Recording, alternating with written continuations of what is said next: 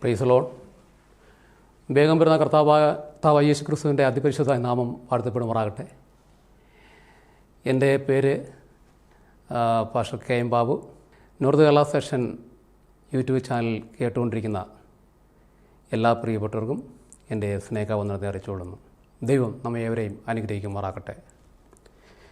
ഇന്ന് പകൽക്കാലം നമുക്ക് ചിന്തയ്ക്കായി എടുത്തിരിക്കുന്ന ആ വേദഭാഗം, പുതിയ വിശ്വാസികളായ നാം എന്തുകൊണ്ട് ശബത്ത് ആചരിക്കണം എന്നുള്ള വിഷയത്തെ ആസ്പദമാക്കിയാണ് അല്പനേരം സമയം ഞാൻ ചിന്തിക്കാൻ ആഗ്രഹിക്കുന്നത്.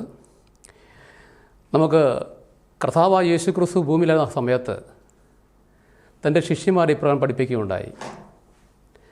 മാർക്കോസ് സുവിശേഷം അതിൻ്റെ 2-ാം അധ്യായത്തിൻ്റെ 27-28 ഭാഗങ്ങൾ വായിക്കുമ്പോൾ അവിടെ കർത്താവായ യേശു ക്രിസ്തു ഇപ്രകാരം പറയുണ്ടായി, മനുഷ്യൻ ശബത്ത് നിമിത്തമല്ല, ശബത്ത് മനുഷ്യൻ നിമിത്തമത്രേ സ്ഥാപിച്ചിരിക്കുന്നത് എന്ന് കർത്താവായ യേശു ക്രിസ്തു തൻ്റെ ശിഷ്യന്മാരെ പഠിപ്പിക്കുകയുണ്ടായി നമുക്ക് കാണാൻ സാധിക്കും. അപ്പം മനുഷ്യനെ സൃഷ്ടിച്ച ശേഷമാണ് ദൈവം ശബത്ത് സ്ഥാപിച്ചുവെന്ന് നമുക്ക് വേദപുസ്തകം നമ്മൾ പരിശോധിക്കുമ്പം മനസ്സിലാകുന്നതായ കാര്യമാണ്. അപ്പം അവിടെ കർത്താവായ യേശു വീണ്ടും നമ്മൾ തിരുവെഴുത്ത് പരിശോധിക്കുമ്പം വളരെ വ്യക്തമാക്കുന്ന കാര്യമുണ്ട്. അത് ഉൽപ്പത്തി പുസ്തകം 1:26 വരെ വായിക്കുമ്പം, അനന്തരം ദൈവം അവൻ്റെ സാദൃശ്യത്തിലും രൂപത്തിലും മനുഷ്യനെ സൃഷ്ടിച്ചുവെന്ന് വേദപുസ്തകം പറഞ്ഞിരിക്കുന്നു. മാത്രമല്ല, ദൈവം 6 ദിവസം കൊണ്ട് സകല പ്രവൃത്തിയും തീർത്ത ശേഷം 7-ാം ദിവസത്തിൽ ദൈവം സ്വസ്ഥമായിരുന്നുവെന്ന് വേദപുസ്തകം പഠിപ്പിക്കുകയാണ്. അപ്രകാരം തന്നെ അതിൻ്റെ 22:1 വായിക്കുമ്പം ഇങ്ങനെ രേഖപ്പെടുത്തിയിരിക്കുന്നു, ആകാശവും ഭൂമിയും അവയിലുള്ളതായ സകല ചരാചരങ്ങളൊക്കെയും തികഞ്ഞു. താൻ ചെയ്ത സകല പ്രവൃത്തിയും ദൈവം തീർത്ത ശേഷം താൻ ചെയ്ത സകല പ്രവൃത്തിയിൽ നിന്നും 7-ാം ദിവസം നിവൃത്തനായി എന്ന് വേദപുസ്തകം വളരെ വ്യക്തമായി കാണുന്നുണ്ട്. വീണ്ടും നമ്മൾ പരിശോധിക്കുമ്പോൾ അവിടെ താൻ സൃഷ്ടിച്ചുണ്ടാക്കിയ സകല പ്രവൃത്തിയിൽ നിന്നും അങ്ങനെ നിവൃത്തനായതുകൊണ്ട് ദൈവം 7-ാം ദിവസത്തെ അനുഗ്രഹിച്ചു ശുദ്ധീകരിച്ചുവെന്ന് രേഖപ്പെടുത്തിയിരിക്കുന്നു. ദൈവം അനുഗ്രഹിച്ച് ശുദ്ധീകരിച്ച് എന്ന് ആദ്യം തിരുവെഴുത്തിൽ കാണുന്നതായ വേദഭാഗമാണ് നാം ഇവിടെ വായിക്കാനിടയായി തീർന്നത്. അപ്പം ദൈവം അനുഗ്രഹിച്ച് ശുദ്ധീകരിച്ചതായ ഒരു ദിവസം എന്ന് പറഞ്ഞത് അത് 7-ാം ദിവസമാകുന്നുവെന്ന് വളരെ വ്യക്തമായി തന്നെ വേദപുസ്തകം പഠിപ്പിക്കുന്നുണ്ട്. ദൈവം സൃഷ്ടിച്ചാക്കിയതായ അല്ലെങ്കിൽ സൃഷ്ടിച്ചതായ സൃഷ്ടിയിൽ നമ്മൾ തിരുവെഴുത്തിൽ ആദ്യം 1-ാം അധ്യായം ഉൽപ്പത്തി വായിക്കുമ്പോൾ അവിടെ എല്ലാ ദിവസവും സൃഷ്ടിപ്പെന്നല്ല, അവിടെ 1-ാം ദിവസം സൃഷ്ടിപ്പ് നടത്തി, 2, 3, 4, 5 ഈ ദിവസങ്ങളെല്ലാം ദൈവം സൃഷ്ടിപ്പ് നടത്തി നല്ലത്, ഈ ദിവസങ്ങളെല്ലാം നല്ലതെന്ന് ദൈവം കാണുവാനിടയിൽ തീർന്നുവെന്ന് നമ്മൾ വേദപുസ്തകം പഠിക്കുമ്പോൾ മനസ്സിലാകുന്ന കാര്യമാണ്.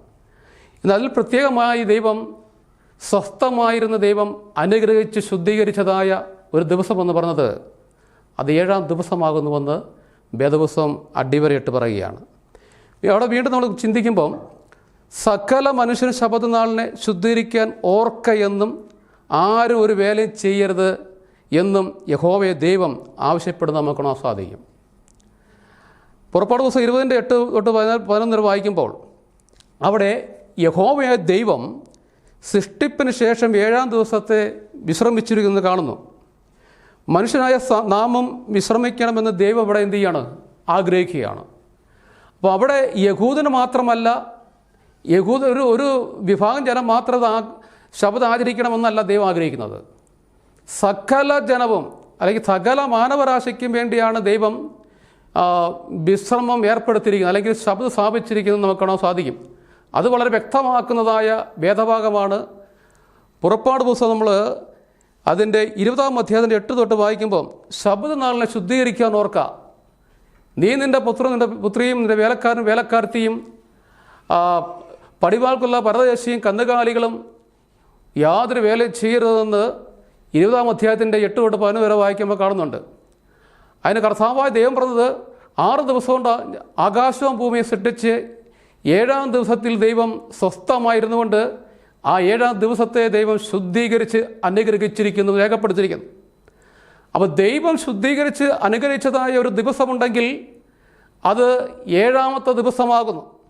ആ ദൈവത്തെ ശുദ്ധീകരിച്ച് അനുഗ്രഹിച്ച് മാത്രമല്ല, ഈ പുറപ്പാട് പുസ്തകം 8 മുതൽ 11 വായിക്കുമ്പോൾ അവിടെ യഹൂദിനു വേണ്ടി മാത്രമല്ല, പിന്നെയോ അവിടെ സകല മനുഷ്യരും, നീ നിൻ്റെ പുത്രിയും നിൻ്റെ വേലക്കാരത്തെയും പരദേശികളും കന്നുകാലികളും എന്ന് പറയുമ്പോൾ ദൈവത്തിൻ്റെ സൃഷ്ടികളാകുന്ന സകല മനുഷ്യരും ദൈവത്തിൻ്റെ ശബത്ത് ആചരിക്കണമെന്നും അതനുസരിക്കണമെന്നും രേഖപ്പെടുത്തിയിരിക്കുന്നു.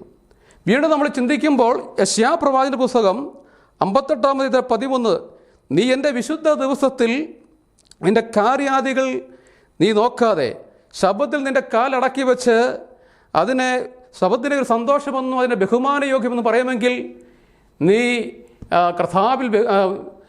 കർത്താവ് യേശു ക്രിസ്തുവിൽ അനുഗ്രഹിക്കപ്പെടുമെന്ന് അവിടെ രേഖപ്പെടുത്തിയിരിക്കുന്നു. അപ്പം ദൈവത്തിൻ്റെ ശബത്ത് അവിടെയും പറയുന്ന ശബത്ത് എന്ത് ചെയ്യണം? ആ ദിവസം നിങ്ങൾ ബഹുമാനിക്കണം, ആ ദിവസം നിങ്ങൾ സന്തോഷിക്കണം, അത് നിങ്ങൾ ആചരിക്കാൻ അവിടെ തീരണമെന്ന് യഹോവ ദൈവം അവിടെ പ്രവാചകനിലൂടെ അരുളി ചെയ്ത് നമുക്ക് കാണാൻ സാധിക്കും. വീണ്ടും ശബത്ത് യഹോവയുടെ വിശുദ്ധ ദിവസം എന്ന് ദൈവം പറയുന്നു. വീണ്ടും നമ്മൾ യെശയ്യാ പ്രവാചകന്റെ പുസ്തകം 66 22-21 വായിക്കുമ്പോൾ ആ ശബത്ത് അത് പുതിയ ഭൂമിയിലും പുതിയ ആകാശത്തിലും, ദൈവം ഉണ്ടാക്കുന്നതായ പുതിയ ഭൂമിയിലും പുതിയ ആകാശത്തിലും ശബത്ത് ഉണ്ടെന്ന് രേഖപ്പെടുത്തിയ വാക്യമാണ് യെശയ്യാ പ്രവാചകന്റെ പുസ്തകം. അതിന് 66 22-23 ഭാഗം നമ്മൾ വായിക്കുമ്പോൾ നമുക്ക് വളരെ വ്യക്തമായി കാണുവാൻ കഴിയുന്ന കാര്യമാണ്. അവിടെ ഇപ്രകാരം പറയുന്നു, ഞാൻ ഉണ്ടാക്കുന്ന പുതിയ ആകാശവും ഭൂമിയും എൻ്റെ മുമ്പിൽ നിലനിൽക്കുന്ന പോലെ നിങ്ങളുടെ സന്തതിയും നിങ്ങളുടെ പേരും നിലനിൽക്കും എന്ന് യഹോവയുടെ അരുളപ്പാട് എന്ന് അവിടെ രേഖപ്പെടുത്തിയിരിക്കുന്നു. പിന്നെ അമാവാസി തോറും ശബത്ത് തോറും എന്തു ചെയ്യും? സകല ജഡവും എൻ്റെ സന്നിധിയിൽ നമസ്കരിക്കാൻ വരുമെന്ന് അവിടെ യഹോവയെ ദൈവം അരുളി ചെയ്ത് നമുക്ക് കാണുവാൻ സാധിക്കും. അപ്പോൾ ശബത്തിൻ്റെ പ്രാധാന്യത്തെക്കുറിച്ചാണ്. എന്തുകൊണ്ടാണ് നാം ശബത്ത് ആചരിക്കേണ്ടതെന്ന് വെച്ചാൽ, അത് ഒരു യഹൂദിനു വേണ്ടി മാത്രം മാറ്റിവെച്ച, അല്ലെങ്കിൽ ഒരു ജനവിഭാഗത്തിന് വേണ്ടി മാത്രം, അല്ലെങ്കിൽ ഇസ്രായേൽ ജനത്തിന് വേണ്ടി മാത്രം മാറ്റിവെച്ചതല്ല. ദൈവം സൃഷ്ടിപ്പിൽ ശബത്ത് സ്ഥാപിക്കുമ്പം സകല ജനവും സകല മാനവരാശിയും ദൈവത്തിൻ്റെ സൃഷ്ടികളാകുന്നതായ സകല മനുഷ്യരും എന്ത് ചെയ്യണം? ദൈവത്തിൻ്റെ ശബത്ത് ആചരിക്കണമെന്നും അതിൽ വിശ്രമിക്കണമെന്നും ദൈവം ആവശ്യപ്പെടുന്നത് നമുക്ക് കാണാൻ സാധിക്കും. വീണ്ടും ചിന്തിക്കുമ്പോൾ 1 പത്രോസ് 2:21 പറഞ്ഞത്, ക്രിസ്തു നമുക്ക് ഒരു മാതൃക വെച്ച് പോയിരിക്കുന്നു. അപ്പോൾ കർത്താവായ യേശു ക്രിസ്തു, ലോകരക്ഷിതാവായ കർത്താവായ യേശു ക്രിസ്തു ആ ഭൂമിയിലേക്ക് കടന്നു വന്നെങ്കിൽ തൻ്റെ ഐകിയ കാലഘട്ടത്തിലൊക്കെയും യേശു ക്രിസ്തു ദൈവത്തിന് അവനൊരു മാതൃക, അല്ലെ അവൻ്റെ ജീവിതകാലത്തിൽ അവൻ നമുക്കൊരു മാതൃക തന്നേച്ച് പോയിരിക്കുകയാണ്. യേശു ക്രിസ്തു നമുക്ക് തന്ന മാതൃക ഏതാണ്? അവൻ കൃത്യമായി തന്നെ അവൻ ശബത്തിൽ പള്ളി പോയിരുന്നുവെന്ന് ലൂക്കോസിന്റെ സുവിശേഷം അതിൻ്റെ 4-ാം അധ്യായത്തിൻ്റെ 16-ാമത്തെ വാക്യം വളരെ വ്യക്തമായി രേഖപ്പെടുത്തിയിരിക്കുന്നു. അപ്പോൾ യേശു ക്രിസ്തു നമുക്ക് തന്നിരിക്കുന്ന മാതൃക എന്ന് പറയുന്നത്, അവൻ കൃത്യമായി തന്നെ എന്ത് ചെയ്യുമായിരുന്നു? അവൻ ശബത്തിൽ അവൻ പള്ളിയിൽ പോയിരുന്നു രേഖപ്പെടുത്തിയിരിക്കുന്നു. മാത്രമല്ല മനുഷ്യനെ പോലെ സ്നാനപ്പെടുവാനേ തീർന്നു. യേശു ക്രിസ്തുവിൽ പാപമൊന്നും ഇല്ലായിരുന്നിട്ടും അവൻ എന്ത് ചെയ്തു? അവൻ മനുഷ്യനെ പോലെ സ്നാനപ്പെടുവാൻ ഇടയായി തീർന്നുവെന്ന് വേദപുസ്തകം രേഖപ്പെടുത്തിയിരിക്കുന്നു. അപ്പോൾ കർത്താവായ യേശു ക്രിസ്തു മനുഷ്യനായി ഭൂമി ഇറങ്ങി വന്നെങ്കിൽ ആ മനുഷ്യനെ പോലെ ജീവിക്കേണ്ടി തീർന്നു. എന്നാൽ അവൻ എന്ത് ചെയ്തു? മനുഷ്യൻ ചെയ്തതുപോലെ തന്നെ അവൻ പിതാവായ ദൈവത്തെ അനുസരിക്കുവാനിടയായി തീർന്നു. അവൻ കൃത്യമായി തന്നെ ശബത്തിൽ പള്ളി പോയി രേഖപ്പെടുത്തിയിരിക്കുന്നു. വീണ്ടും നമ്മൾ വായിക്കുമ്പം അന്ത്യകാല ന്യായവിധി സ്വർഗത്തിലെ നിയമം പക്ഷേ തന്നെയാകുന്നുവെന്ന് വേദപുസ്തകം വളരെ വ്യക്തമാക്കുന്നു. അപ്പം സകല മാനവരാശിക്കും, അത് വിശ്വാസികൾക്ക് മാത്രമല്ല, ഈ ലോകത്തുള്ള സകല മാനവരാശിയും ദൈവം ന്യായം വിധിക്കുന്നത് അത് ദൈവത്തിൻ്റെ കൽപ്പനകൾ കൊണ്ടുവന്ന് രേഖപ്പെടുത്തിയിരിക്കുന്നു. അപ്പം ന്യായവിധി ഏത് മനുഷ്യനുമുള്ളതാണ്. കർത്താവ് യേശുവിൽ വിശ്വസിക്കാത്തതായ, അല്ലെങ്കിൽ പാപത്തിൽ വീണ് കിടക്കുന്ന മനുഷ്യർ, അല്ലെങ്കിൽ മാനസാന്തരപ്പെടാത്തതായ, അല്ലെങ്കിൽ ഒരു മാനസാന്തരത്തിൻ്റെ ജീവിതം നയിക്കപ്പെടാത്തതായ സകല ജനവും, കർത്താവായ യേശു ക്രിസ്തുവിൽ വിശ്വസിക്കാത്തതായ സകല ജനങ്ങൾക്കും ഒരു ന്യായവിധി ഉണ്ടാകുന്നുവെന്ന് വേദപുസ്തകം വളരെ വ്യക്തമായി രേഖപ്പെടുത്തിയിട്ടുണ്ട്. അപ്പോൾ ഇവിടെ നമ്മൾ വെളിപ്പാട് പുസ്തകം 11-ാം അധ്യായത്തിൻ്റെ 18 വായിക്കുമ്പോൾ, ജാതികൾ കോപിച്ചു, നിന്റെ കോപവും വന്നുവെന്ന് രേഖപ്പെടുത്തിയിരിക്കുന്നു.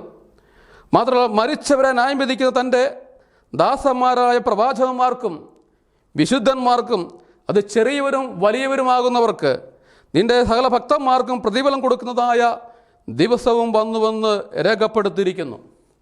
അപ്പോൾ നമ്മളവിടെ നിന്ന് വായിക്കുന്നത്, അപ്പോൾ സ്വർഗത്തിലെ ആലയം തുറന്നു, അവിടെ ദൈവത്തിൻ്റെ നിയമപ്പെട്ടകം വെളിപ്പെട്ടു വരുവാനായി തീർന്നു, വെളിപ്പെട്ടു വരുവാനായി തീർന്നു. അപ്പോൾ കർത്താവായ യേശുക്രിസ്തു അല്ലെങ്കിൽ പിതാവായ ദൈവം സകല മാനവരാശിയെ ന്യായം വിധിക്കുന്നത് അത് ജാതികളെയും മാത്രമല്ല, ദൈവത്തിൻ്റെ പ്രവാചകന്മാർക്കും ദൈവത്തിൻ്റെ വിശുദ്ധന്മാർക്കും പ്രതിഫലം കൊടുക്കുവാനുള്ളതായ ആ ന്യായവിധി ദിവസം എന്ന് പറയുന്നത് ദൈവത്തിൻ്റെ 10 പ്രമാണം വെച്ചുകൊണ്ടാണ്. അതുകൊണ്ടാണ് യാക്കോബ് ലേഖനം പറയുന്നത്. യാക്കോബിൻ്റെ ലേഖനം അതിൻ്റെ 2-ാം അധ്യായം 10 ഇങ്ങനെ രേഖപ്പെടുത്തിയിരിക്കുന്നു, ഒരുവൻ ന്യായപ്രമാണം മുഴുവൻ അനുസരിച്ച് നടന്നിട്ടും ഒന്നിൽ തെറ്റിയാൽ അവ സകലത്തിനും കുറ്റക്കാരനായി തീർന്നു. അപ്പം ഒന്നിൽ തെറ്റിയാൽ, ഒരുവൻ ന്യായപ്രമാണം മുഴുവൻ അനുസരിച്ച് നടന്നിട്ട് ഒന്നിൽ തെറ്റിയാൽ അവ സകലത്തിനും കുറ്റക്കാരനായി തീർന്നു. വേദപുസ്തകം വളരെ വ്യക്തമായി രേഖപ്പെടുത്തുകയാണ്, നീ വ്യഭിചാരം ചെയ്യുന്നില്ലെങ്കിലും കുല ചെയ്യുന്നെങ്കിലോ ന്യായപ്രമാണ ലംഘിയായി തീർന്നു. ഇത് അപ്പോസ്തലനായ യാക്കോബ് ഈ 10 പ്രമാണത്തിലെ 2 കൽപ്പനകളെ ഉദാഹരണമായി എടുത്ത് പറഞ്ഞിരിക്കുകയാണ്, എക്സാമ്പിളായിട്ട് പറഞ്ഞിരിക്കുകയാണ്. അപ്പോൾ അതിനകത്ത് ഈ 2 കൽപ്പന എടുത്ത് പറഞ്ഞിരിക്കുമ്പോൾ തന്നെ 10 പ്രമാണത്തിൻ്റെ അകത്ത് ഏത് തെറ്റിയാലും, അത് ശബദ കൽപ്പന അടക്കമുള്ളത്, അത് നമ്മൾ തെറ്റിച്ചാലും അതനുസരിക്കുന്നില്ലെങ്കിൽ എന്തായിത്തീരും, നമ്മൾ ന്യായവിധിക്ക് യോഗ്യനായിത്തീരുമെന്ന് വേദപുസ്തകം നമ്മളെ അടിവരയിട്ട് പറയുന്നത് നമുക്ക് കാണാൻ സാധിക്കും. അതുകൊണ്ട് ദൈവത്തിൻ്റെ കൽപ്പനകൾ അതെന്ത് ചെയ്യണം, അത് ഒരു വിഭാഗത്തിന് മാത്രമുള്ളതല്ല, അത് ഇസ്രായേലിന് മാത്രമുള്ളതല്ല, അത് യഹൂദന്മാർക്ക് മാത്രമുള്ളതല്ല, സകല ജനങ്ങൾക്കും കർത്താവ് യേശുക്രിസ്തുവിലേക്ക് കടന്നു വരുന്നതായ, അല്ല യേശുക്രിസ്തു മുഖാന്തരം രക്ഷയിലേക്ക് കടന്നു വരുന്നതായ, കർത്താവ് യേശുക്രിസ്തു മുഖാന്തരം രക്ഷിക്കപ്പെട്ടിരിക്കുന്നതായ, യേശു മുഖാനം രക്ഷ കണ്ടെത്തിയതായ സകല ജനങ്ങളും, ജാതികളായിട്ടുള്ള സകല ജനവിഭാഗങ്ങളും എന്ത് ചെയ്യണം, ദൈവത്തിൻ്റെ കൽപ്പനകളെ അനുസരിക്കണമെന്ന് വേദപുസ്തകം അടിവരയിട്ട് പറയുന്നു. കൽപ്പനകൾ എന്ന് പറയുമ്പോൾ നമുക്കറിയാം, കൽപ്പനകൾ പലപ്പോഴും അത് മാറ്റം വന്നിട്ടുണ്ട്, അത് മാറ്റപ്പെടുവാണ്ടേ തീർന്നിട്ടുള്ള കാര്യം പരമാർത്ഥ സത്യമാണ്. വേദപുസ്തകത്തിനകത്ത് ആ 10 പ്രമാണത്തെ വ്യക്തമായി തന്നെ രേഖപ്പെടുത്തിയിരിക്കുമ്പോൾ അത് മാറ്റം വരുവാണ്ടേ തീർന്നിട്ടുണ്ട്. എന്നാൽ ദൈവത്തിൻ്റെ വചനം, അത് കർത്താവായ യേശുക്രിസ്തു ഭൂമി കടന്നു വന്നവൻ എന്ത് ചെയ്തു, നമുക്ക് വേണ്ടി ഒരു മാതൃകയായി ജീവിക്കാൻ വേണ്ടി തീർന്നു. യേശുക്രിസ്തു, നമ്മൾ യോഹന്നാൻ്റെ സുവിശേഷം അതിൻ്റെ 15:10 പറയുന്നത്, കർത്താവ് യേശുക്രിസ്തു എന്ത് ചെയ്തു, തൻ്റെ പിതാവിൻ്റെ കൽപ്പനകളെ അനുസരിക്കാതെ തീർന്നു. അപ്പോൾ യേശുക്രിസ്തു ഭൂമിയിലായിരുന്നു, പിതാവിൻ്റെ കൽപ്പനകളെ എന്ത് ചെയ്തു, കൃത്യമായി അനുസരിച്ചുവെന്ന് രേഖപ്പെടുത്തിയിരിക്കുന്നു. അതുകൊണ്ട് യേശുക്രിസ്തുവിനെ പിൻപറ്റുന്നവർ എന്ത് ചെയ്യണം, കൃത്യമായി തന്നെ യേശുക്രിസ്തു നമുക്ക് വേണ്ടി തന്നിരിക്കുന്ന മാതൃക പിന്തുടരുവാനിടയായി തീരണം. അപ്രകാരമായിരിക്കണം വിശ്വാസികൾ ആയിരിക്കേണ്ടത് എന്ന് വേദപുസ്തകം രേഖപ്പെടുത്തിയിരിക്കുന്നു. അപ്പോൾ നമുക്കറിയാം, വെളിപ്പാട് പുസ്തകം നമ്മൾ വായിക്കും. വെളിപ്പാട് പുസ്തകത്തിൽ വായിക്കുമ്പോൾ തന്നെ അവിടെ 14-ാം അധ്യായത്തിലെ 12-ാമത്തെ വാക്യം ഇപ്രകാരം രേഖപ്പെടുന്ന, ദൈവകൽപ്പനയും യേശുള്ള വിശ്വാസവും കാത്തുകൊള്ളുന്ന വിശുദ്ധന്മാർക്ക് സഹിഷ്ണുത കൊണ്ട് ആവശ്യമെന്ന് അവിടെ രേഖപ്പെടുത്തിയിരിക്കുന്നു. അപ്പോൾ ദൈവകൽപ്പനയും യേശുള്ള വിശ്വാസമുള്ളവരായിരിക്കണം. അപ്പോൾ ദൈവകൽപ്പന എന്ന് പറയുമ്പോൾ തന്നെ ദൈവകൽപ്പനയും യേശുള്ള വിശ്വാസമെന്ന് വ്യക്തമായി തന്നെ രേഖപ്പെടുത്തിയിരിക്കുകയാണ്. അപ്പോൾ ദൈവകൽപ്പന ഏതാകുന്നുവെന്നാണ് നാം പരിശോധിക്കേണ്ടത്. ചിലർ പറയുന്ന പോലെ യേശു പറഞ്ഞതെല്ലാം കൽപ്പനയാണ്, അപ്രകാരമാകുന്നുവോ? അപ്പം വ്യക്തമായി തന്നെ ഒരു കൽപ്പന, അനുസരിക്കേണ്ട കൽപ്പനയുണ്ട്. അനുസരിക്കാത്തത് കൊണ്ട് നമുക്കറിയാം, നീങ്ങിപ്പോയത് കൊണ്ട് നീങ്ങിപ്പോകാത്തത് കൊണ്ട് നമുക്കറിയുന്ന കാര്യമാണ്. എന്നാൽ നീങ്ങാതിരിക്കുന്ന സ്വർഗത്തോളം വരെ നിലനിൽക്കുന്നതായ ഒരു ന്യായപ്രമാണം, അത് 10 പ്രമാണമാകുന്നു. ആ 10 പ്രമാണ സകല ശബദടക്കമുള്ളതായ സകല കൽപ്പനകളെ നാം എന്ത് ചെയ്യണം, അനുസരിക്കുമ്പോഴാണ് നാം ദൈവമക്കളായി തീരുന്നത്, നാം ദൈവത്തിൻ്റെ മക്കളായി തീരുവാനിടയായി തീരുന്നത്. വേദപുസ്തകം വളരെ അടിവരയിട്ട് പറയുകയാണ്. അപ്പം അതുകൊണ്ട് ഈ ലോകത്ത് നമ്മൾ ജീവിക്കും, കർത്താവ് യേശുക്രിസ്തു 2-ാമത്തെ വരവ് ഏറ്റവും സമീപിച്ചിരുന്ന നാളുകളിൽ നാം പാപികളായി തുടരുവാനല്ല. കർത്താവായ യേശുക്രിസ്തു നമുക്ക് യാക്കോബിൻ്റെ ലേഖനം പറഞ്ഞിരിക്കുന്ന പോലെ, ഒന്നിത്തെറ്റിയ സകലത്തിനും കുറ്റക്കാരനായി തീർന്നു. ഒരു കൽപ്പന നമ്മൾ അനുസരിക്കുന്നില്ലെങ്കിൽ സകല കൽപ്പനകൾ നമ്മൾ ലംഘിക്കാൻ തുല്യമായി തീർന്നു. ഇന്ന് ലോകം അനുസരിക്കാതിരിക്കുന്നതും 10 കൽപ്പനയുടെ 4-ാമത്തെ കൽപ്പനയാണ്, അത് ശബദ കൽപ്പനയാകുന്നു. ആ ശബദ കൽപ്പന മാത്രമാണ് ഇന്ന് മനുഷ്യൻ അനുസരിക്കാതിരിക്കുന്നത്. എന്നാൽ ഇന്ന് ലോകത്തിൻ്റെ പ്രഭുവായിരിക്കുന്ന പിശാച് അനേകരുടെ കണ്ണിനെ കുരുടാക്കിക്കൊണ്ട് അത് ലംഘിക്കുവാൻ പഠിപ്പിക്കുമ്പോൾ ദൈവത്തിൻ്റെ പരിശുദ്ധാത്മാവ് ഇന്ന് സഭയെ ഉപദേശിച്ചുകൊണ്ടിരിക്കുകയാണ്. ദൈവത്തിൻ്റെ കൽപ്പന കൃത്യമായി തന്നെ അനുസരിക്കണമെന്ന് കർത്താവ് യേശുക്രിസ്തു ഇപ്രകാരം പറഞ്ഞു, നിങ്ങൾ എന്നെ സ്നേഹിക്കണമെങ്കിൽ എൻ്റെ കൽപ്പനകളെ നിങ്ങൾ അനുസരിക്കുകയാണെങ്കിൽ തീരും. എങ്കിൽ ഞാൻ പിതാവിനോട് ചോദിക്കും, പിതാവ് പരിശുദ്ധാത്മാവ് കാര്യസ്ഥനെ നിങ്ങളെ മേൽ അയക്കുവാണെങ്കിൽ തീരും. അവൻ പാപത്തെക്കുറിച്ചും നീതിയെക്കുറിച്ചും ന്യായവിധിയെക്കുറിച്ചും നിങ്ങൾക്ക് ബോധ്യം വരുത്തുവാടെ തീരുമെന്ന് വേദപുസ്തകം വളരെ അടിപരയിട്ട് പറയുന്ന നമുക്ക് കാണാൻ സാധിക്കും. അവർക്ക് അതുകൊണ്ട് ശബ്ദത്തിൻ്റെ പ്രാധാന്യം, ശബ്ദം എന്ന് പറയുന്നത് എന്താണ്? അത് സകല മനുഷ്യരായി പിറന്നിട്ടുള്ളതായ സകല ജനവിഭാഗങ്ങളും സകല മാനവരാശിയും ശബ്ദം ആചരിക്കണമെന്ന് വേദപുസ്തകം വളരെ വ്യക്തമായി രേഖപ്പെട്ടിരിക്കുന്നു. അതുകൊണ്ടാണ് യെശയ്യാപ്രവചന പുസ്തകം 66-ന്റെ 22-23 വാക്യം പറഞ്ഞത്. അവിടെ പ്രകാരമാണ്, ഞാൻ ഉണ്ടാക്കുന്ന പുതിയ ഭൂമി പുതിയ ആകാശത്തിൽ സകല ജഡവും എന്നെ നമസ്കരിക്കാൻ വരും. അവിടെ എന്ത് ചെയ്യും? ശബത്ത് തോറും അമാവാസി തോറും സകല ജഡവും എന്ത് ചെയ്യും? നിങ്ങളെ പുത്രന്മാർ എന്നെ നമസ്കരിക്കാൻ വരുമെന്ന് അവിടെ രേഖപ്പെടുത്തിയിരിക്കുന്നു. അപ്പോൾ പുതിയ ഭൂമി പുതിയ ആകാശത്തിൽ ദൈവത്തിൻ്റെ ശബത്ത് ഉണ്ട് എന്ന് രേഖപ്പെടുത്തിയിരിക്കും. അതുകൊണ്ടാണ് കർത്താവ് യേശു പറഞ്ഞത്, മനുഷ്യൻ നിമിത്തമത്രേ ശബത്തിനെ സ്ഥാപിച്ചത്. ശബത്ത് നിമിത്തമല്ല മനുഷ്യനെ സൃഷ്ടിച്ചത്, ശബത്ത് മനുഷ്യൻ നിമിത്തമാണ് ശബത്തിനെ സൃഷ്ടിച്ചത്. പുതിയ ഭൂമിയിലും പുതിയ ആകാശത്തിലും ഈ വിശുദ്ധന്മാർ ഉള്ളതുകൊണ്ട് അവരവിടെ പ്രവേശിക്കുന്നത് കൊണ്ടാണ് ആ പുതിയ ഭൂമിയിലും പുതിയ ആകാശത്തിലും ശബത്ത് ഉണ്ടെന്ന് വേദപുസ്തകം വളരെ വ്യക്തമായി രേഖപ്പെടുത്തിയിരിക്കുന്നു. അതുകൊണ്ട് എന്നെ കേൾക്കുന്ന പ്രിയ മക്കൾ, നിങ്ങൾ വേദപുസ്തകങ്ങൾ പരിശോധിക്കേണ്ടേ തീരണം. വേദപുസ്തകം നിങ്ങൾ എന്ത് ചെയ്യണം? അത് പുതിയ നിയമം മാത്രമല്ല, പഴയ നിയമം ഉൽപ്പത്തി മുതൽ നമ്മൾ പരിശോധിക്കുമ്പോൾ, അത് വെളിപ്പാട് വരെ പരിശോധിക്കുമ്പോൾ ശബത്തിൻ്റെ പ്രാധാന്യം നമുക്ക് മനസ്സിലാക്കുവാനായിട്ട് തീരും. എന്നെ കേൾക്കുന്ന പ്രിയപ്പെട്ടവർ, നിങ്ങൾ അപ്രകാരം തന്നെ ആയിരിക്കണമെന്ന്, അപ്രകാരം ഈ സത്യം മനസ്സിലാക്കുവാൻ ദൈവത്തിൻ്റെ പരിശുദ്ധാത്മാവ് നിങ്ങളെ സഹായിക്കുമാറാകട്ടെ എന്ന് പറഞ്ഞുകൊണ്ട് ഈ പ്രബോധനത്തിൽ ഞാൻ ഇരുന്നു കൊള്ളുന്നു. ദൈവം നമ്മെ ഏവരെയും അനുഗ്രഹിക്കുമാറാകട്ടെ. ആമേൻ.